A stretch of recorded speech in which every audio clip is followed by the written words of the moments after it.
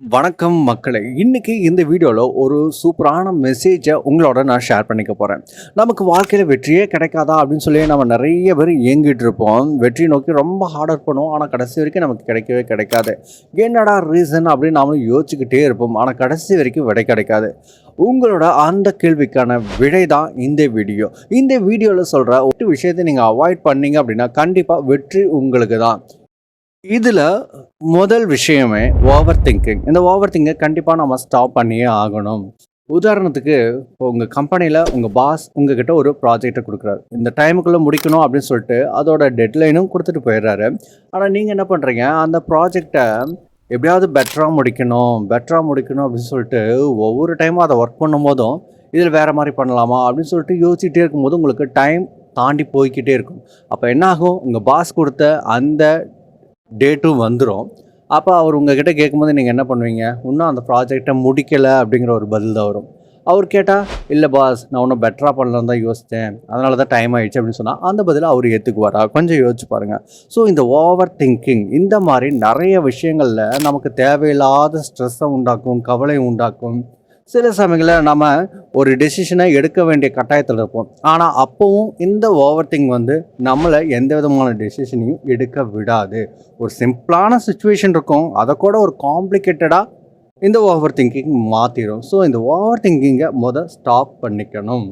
நாம ஒரு எக்ஸாமுக்கு நல்லா படிச்சு, நல்லா ப்ரிப்பேர் ஆகி போய் எக்ஸாம் ஹால்ல உட்கார்றோம். அப்படி உட்காரும்போது நம்ம கொஸ்டின் வர்றதுக்கு முன்னாடியே, ஒருவேளை நம்ம படிக்காத கொஸ்டின்லாம் வந்துட்டா என்ன பண்றது? நமக்கு டைம் பத்தலன்னா என்ன பண்றது? இப்படி கொஞ்சம் கொஞ்சமா யோசிச்சு யோசிச்சு என்ன ஆகும் அப்படின்னா, நமக்குள்ளேயே ஒரு பதற்றம் வந்துரும். ஒரு பதற்றம் வந்துச்சு அப்படின்னாவே, கொஸ்டின் நம்ம கையில வாங்குன பின்னாடியும், நம்மால என்ன பண்ண முடியாது? நம்ம படிச்சத சரியா பிரசன்ட் பண்ண முடியாது. ஆக்சுவலா நம்ம நல்லாவே ப்ரிப்பேர் பண்ணியிருப்போம். ஆனா இந்த ஓவர் திங்கிங்னால என்ன ஆயிரும் அப்படின்னா, நம்மால சக்ஸஸா அந்த விஷயத்த முடிக்க முடியாது. ஸோ முதல்ல இந்த ஓவர் திங்கிங்கை நீங்க ஸ்டாப் பண்ணுங்க. Second point, fearing of changes. மாற்றங்களை பார்த்து பயப்படுறது. ஒருத்தர் ஒரு நல்ல கம்பெனியில் வேலை செய்கிறாரு, பல வருஷமாக வேலை பார்த்துட்டு இருக்காரு, நல்ல சம்பளம், நல்ல ஃப்ரெண்ட்ஸ், நல்ல பாஸ் எல்லாமே இருக்குது. அப்படிங்கும்போது திடீர்னு அவரோட பாஸ் அவர்கிட்ட வந்து, இந்தாப்பா, பக்கத்து ஊரில் எனக்கு ஒரு பிரான்ச் இருக்குது, அங்கே போய் நீ வேலை செய், இதை விட உனக்கு அதிகமாக சேலரி கிடைக்கும், இதை விட ஹையர் போஸ்டிங்கும் உனக்கு கிடைக்கும் அப்படின்னு சொல்லும்போது அவர் கொஞ்சம் யோசிப்பார். புது இடம், புது மக்கள், புது பாஸ் அங்கே அப்படிங்கும்போது எப்பட்றா அந்த இடத்துல போய் நம்ம செட் ஆகும் அப்படின்னு சொல்லி கொஞ்சம் யோசிப்பாங்க. ஆனால் அந்த ஆஃபரை அவங்க அக்செப்ட் பண்ணிக்கிட்டாங்க அப்படின்னா நல்ல சேலரி கிடைக்கும், அதே சமயத்தில் இதை விட ஹையர் போஸ்டிங்கும் கிடைக்கும். சரிங்களா? சில பேர் பார்த்தீங்கன்னா ஒரே ஊரில் ஒரு 10-15 வருஷம் இருப்பாங்க. அந்த ஊர் மக்களோட எல்லாம் நல்லா ஃபிட்டாக இருப்பாங்க. அந்த ஊரில் வசதி கம்மியாகவே இருந்தாலுமே அவங்களுக்கு அந்த ஊர் ஒரு திருப்திகரமான ஒரு இடமா இருக்கும். திடீர்னு பக்கத்து ஊருக்கு ஷிஃப்ட் ஆக வேண்டிய ஒரு கட்டாயம் வரும்போது அந்த ஊரில் எல்லா வசதியுமே இருந்தாலுமே அவங்க மைண்ட் என்ன பண்ணாதுன்னா க்ரீன் சிக்னல் கொடுக்கவே கொடுக்காது. புது இடம், புது மக்கள் எப்படி இருப்பாங்களோ அதெல்லாம் தெரியாது அப்படின்ற மாதிரி அவங்க மைண்டுக்குள்ளே 1000 கேள்வி ஓடிக்கிட்டே இருக்கும். அந்த ஊரில் எல்லா வசதியுமே இருக்கலாம், ஆனாலும் என்ன பண்ணாது அப்படின்னா அவங்க மைண்ட் உடனே இருக்கிற கம்ஃபோர்ட் ஜோன்லேருந்து வெளியே வர்றதுக்கு ரொம்பவே தயங்கும். ஆனால் இது எல்லாத்தையுமே தாண்டி நம்ம அந்த மாற்றங்களை ஏற்றுக்கணும். ஏன் அப்படின்னா அந்த மாற்றங்கள் தான் நம்மளை எப்பவுமே நம்ம லைஃப்பில் ஒரு படி மேலே கொண்டு போகும். அதே சமயத்தில் நிறைய புதிய வாய்ப்புகளும் நம்ம அந்த மாற்றத்தை ஏற்றுக்கும் போது தான் நமக்கு கிடைக்கும். மாற்றங்கள் எப்போவுமே நம்மளால் கணிக்க முடியாது, ப்ரெடிக்ட் பண்ணவே முடியாது. அது எப்படி இருக்குன்னு யாராலையுமே சொல்ல முடியாது. ஆனால் அந்த மாற்றங்கள் நல்லதாக இருந்தால் வெல்கம் பண்ணுங்கள், கெட்டதாக இருந்துச்சுன்னா அதை எதிர்த்து போராடுங்க. அதை விட்டுட்டு அந்த மாற்றத்தை பார்த்து பயப்படாதீங்க. மூணாவது விஷயம், லிவிங் இன் த பாஸ்ட். கடந்த காலத்தை நினச்சி வாழ்ந்துக்கிட்டு இருக்கிறது.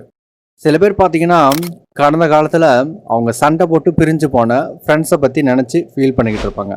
சில பேர் சண்டை போட்டு பிரிஞ்சு போன அவங்களோட உறவுகளை நினச்சி ஃபீல் பண்ணிகிட்டு இருப்பாங்க.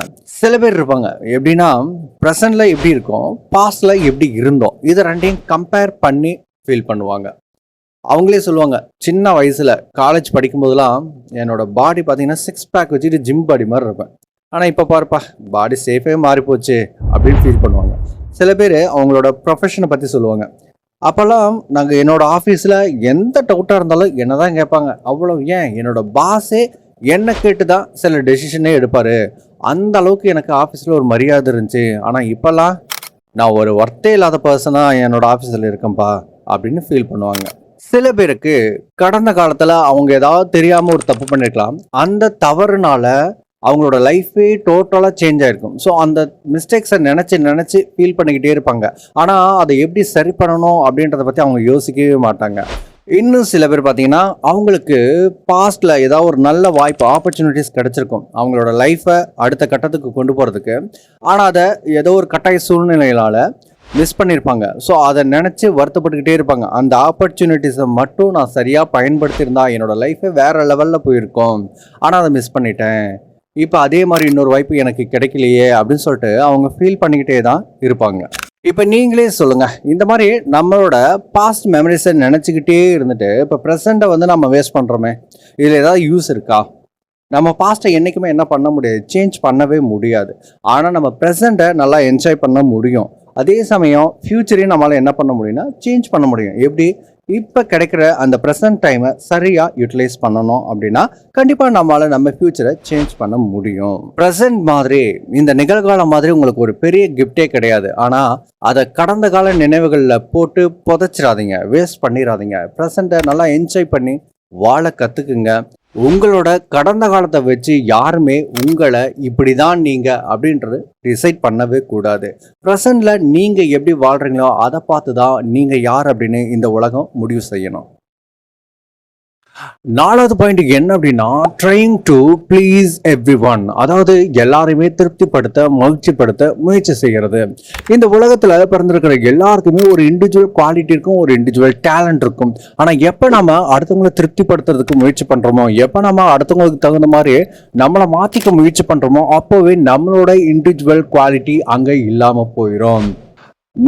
நம்ம வாழ்க்கையில் நிறைய விஷயங்கள், நம்மளோட படிப்பாகட்டும், நம்மளோட வேலையாகட்டும், அதுக்கு மேலே நம்மளோட மேரேஜ் லைஃப் ஆகட்டும், எல்லாத்துக்குமே நம்ம என்ன பண்ணுறோம் அப்படின்னா அடுத்தவங்களை திருப்திப்படுத்தணும். நம்ம பேரண்ட், நம்ம டீச்சர்ஸ், நம்மளோட ஃப்ரெண்ட்ஸு, நம்மளோட பார்ட்னர் எல்லாருமே திருப்திப்படுத்துறதுக்காக நம்ம என்ன பண்ணுறோம்னா எல்லா விஷயத்துலையுமே விட்டு கொடுத்து நம்ம வாழ்ந்துக்கிட்டே இருக்கிறோம். ஸோ சில சமயங்களில் விட்டு கொடுத்தல் நம்மளை மாற்றிக்கிறது தப்பே கிடையாது. ஆனால் எல்லா சூழ்நிலையிலையும் எல்லார்கிட்டையுமே நம்மளோட ஒரிஜினல் குவாலிட்டியை மறைச்சி வாழ்கிறது கண்டிப்பாக நமக்கு நாமளே செய்கிற ஒரு மிகப்பெரிய துரோகம். என்னதான் நம்ம முயற்சி பண்ணாலுமே நம்மளால எல்லாரையுமே கண்டிப்பா திருப்திப்படுத்த முடியாது, மகிழ்ச்சிப்படுத்த முடியாது. நாம என்னதான் ட்ரை பண்ணிக்கிட்டே இருந்தாலும் ஒரு கட்டத்துல நாம யாரை திருப்திப்படுத்த முயற்சி பண்றோமோ அவங்களுக்கு அது போர் அடிச்சிடும். உங்களோட ஒரிஜினல் குவாலிட்டி என்னவோ அதை மறைச்சுதான் நீங்க வாழ்ந்தாகணும்னு ஒரு கட்டாயம் இருக்கு அப்படின்னா அதை நீங்கள் செய்ய தேவையே கிடையாது. ஏன் அப்படின்னா ஒரு கட்டத்தில் உங்களோட ஒரிஜினல் குவாலிட்டி தன்னாலே வெளிவரும். அப்போ நீங்கள் யாரை திருப்திப்படுத்தணும்னு அவ்வளோ நாளாக கஷ்டப்பட்டுக்கிட்டு இருந்தீங்களோ அவங்க ஒரே செகண்டில் உங்களை தூக்கி எறிஞ்சு போய்கிட்டே இருப்பாங்க. உங்களுக்குன்னு ஒரு வாழ்க்கை இருக்கு, இந்த ஒரு வாழ்க்கை தான் நீங்க வாழ போறீங்க. அப்படிங்கும்போது நீங்க ஏன் அதை அடுத்தவங்களுக்காக வாழ்றீங்க, ஏன் அதை அடுத்தவங்களை சந்தோஷப்படுத்தணும் திருப்திப்படுத்தணும்னு வாழ்றீங்க? உங்களை நீங்க சந்தோஷப்படுத்திக்கிங்க, உங்களை நீங்க திருப்திப்படுத்திக்கிங்க. இந்த வாழ்க்கை உங்களுக்காக மட்டும்தான். நீங்க அடுத்தவங்களோட எதிர்பார்ப்புகள் என்ன, அடுத்தவங்களோட ஆசைகள் என்ன, அதை பூர்த்தி செய்யறதுக்காகவோ அல்லது அதை நிறைவேற்றுறதுக்காகவோ நீங்க பிறக்கல. உங்களோட ஆசைகள், உங்களோட எதிர்பார்ப்புகள்னு உங்களுக்கு இருக்கும். அதை நிறைவேற்றுறதுக்காக மட்டும்தான் இந்த வாழ்க்கை உங்களுக்கு கிடைச்சிருக்கு. ஸோ அதை சரியா பயன்படுத்துங்க. மற்றவங்களை நீங்க மகிழ்ச்சிப்படுத்துறதுக்காக, திருப்திப்படுத்துறதுக்காக முயற்சிக்கவே வேண்டாம். மற்றவங்களை சந்தோஷப்படுத்தணும் அப்படிங்கிறதுக்காக உங்களோட ஹாப்பினஸை நீங்க சாக்ரிஃபைஸ் பண்ண வேண்டிய அவசியமே இங்க கிடையாது. ஸோ நீங்க உங்களுக்காக வாழுங்க. லாஸ்ட் ஒன், கடைசி விஷயம் என்ன அப்படின்னா, thinking you are not good enough. ஒரு விஷயத்தை செஞ்சு முடிக்கிறதுக்கு உங்ககிட்ட போதுமான அளவு திறமை கிடையாது. இப்படி ஒரு மைண்ட் செட்டோட நீங்கள் எந்த விஷயத்த செஞ்சாலுமே உங்களுக்கு 100% சக்ஸஸ் இல்லைங்க, ஒரு 50% சக்ஸஸ் கூட கண்டிப்பாக கிடைக்கவே கிடைக்காது. உங்களால் முடியாது, உங்ககிட்ட எந்த திறமையுமே இல்லை அப்படின்னு நீங்கள் நம்ப ஆரம்பிச்சிட்டிங்கன்னா உங்களால் எந்த விஷயத்தையுமே சரியாக செய்ய முடியாது. உங்கள் மேலே உங்களுக்கே ஒரு வெறுப்பு வர ஆரம்பிச்சிடும். 2வது பார்த்தீங்கன்னா, இந்த நெகட்டிவ் தாட்ஸுக்குள்ளே நீங்களே ஒரு சிறை கைதியை சிக்கிறாதீங்க. கண்டிப்பாக கடைசி வரைக்குமே அதுலேருந்து உங்களால் வெளியே வரவே முடியாது. ஒன்று மட்டும் ஞாபகத்தில் வச்சுக்கோங்க, இந்த உலகத்தில் பிறந்திருக்கிற எல்லாருக்குமே ஒரு இண்டிவிஜுவல் டேலண்ட் இருக்கும், வீக்னஸும் கண்டிப்பாக இருக்கும். குறைகள் இல்லாத மனிதர்களே இந்த உலகத்தில் கிடையாது. ஸோ நீங்கள் வந்து ஒரு இம்பர்ஃபெக்டாக இருந்தால் கூட ஓகே தான். ஆனால் உங்ககிட்ட இருக்கிற அந்த டேலண்ட்டை நீங்கள் நம்புங்க. உங்களுக்குள்ளே இருக்கிற திறமையை நம்பி நீங்கள் எடுத்து வைக்கிற அந்த முதல் அடி தான் உங்களை வெற்றி நோக்கி கூட்டிகிட்டு போகும். நீங்கள் அந்த முதல் அடியவே எடுத்து வைக்கல அப்படின்னா கண்டிப்பாக வெற்றி உங்கள் பக்கத்திலேயே வரவே வராது. எந்த ஒரு சவால் உங்களை எதிர்நோக்கி வந்தாலும் உங்கள் திறமை மேலே நம்பிக்கை வச்சு நீங்கள் போராடினீங்கன்னா கண்டிப்பாக உங்களுக்கு தான் வெற்றி. அதுக்கப்புறம் உங்களுக்குள்ள ஒரு குரல் கேட்டுக்கிட்டே இருக்கும் பார்த்தீங்களா?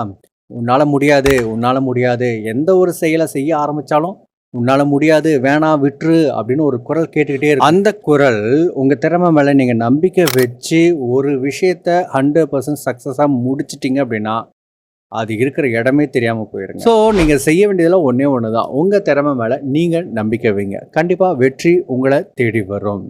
ஓகே வியூவர்ஸ், இந்த வீடியோவில் சொன்ன அந்த 5 விஷயங்களை நீங்கள் அவாய்ட் பண்ணிங்கன்னா உங்கள் வாழ்க்கையில் கண்டிப்பாக வெற்றி உங்களுக்கு கிடைக்கும். இந்த வீடியோ உங்களுக்கு ரொம்ப யூஸ்ஃபுல்லாக இருந்துச்சு, ரொம்ப சூப்பரான சுமாராவது இருந்துச்சு அப்படின்னு நீங்கள் நினச்சிங்கன்னா உங்களோட நண்பர்களுக்கு இதை ஷேர் பண்ணுங்கள், லைக் பண்ணுங்கள், மறக்காமல் இந்த சேனலை சப்ஸ்கிரைப் பண்ணுங்கள். Thank you viewers.